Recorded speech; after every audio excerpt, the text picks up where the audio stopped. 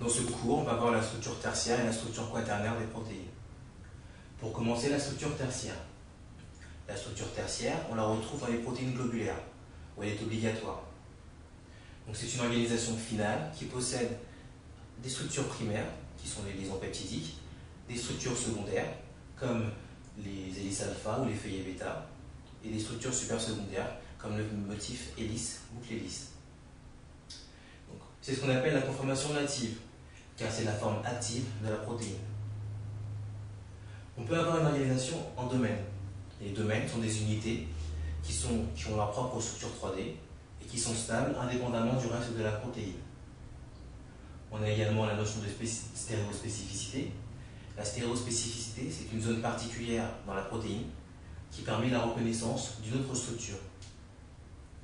Le site actif de la protéine est formé par des acides aminés qui d'abord étaient à distance et qui se sont ensuite rapprochés. Enfin, il y a des interactions spécifiques qui sont des liaisons non covalentes qui permettent de stabiliser cette structure tertiaire. Donc ces liaisons peuvent être des liaisons hydrogènes ou bien des liaisons ioniques par exemple. Maintenant la structure quaternaire. On parle de structure quaternaire lorsqu'on a des sous-unités au sein d'une protéine.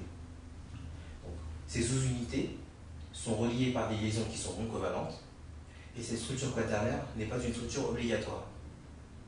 Lorsqu'on a une seule sous-unité, on parle de monomère. Lorsqu'on a plusieurs sous-unités, on appelle ça un oligomère. Ici, 4 sous-unités, c'est donc un tétramère. Enfin, lorsqu'on a un élément de symétrie qui se répète, cet élément de symétrie est appelé protomère.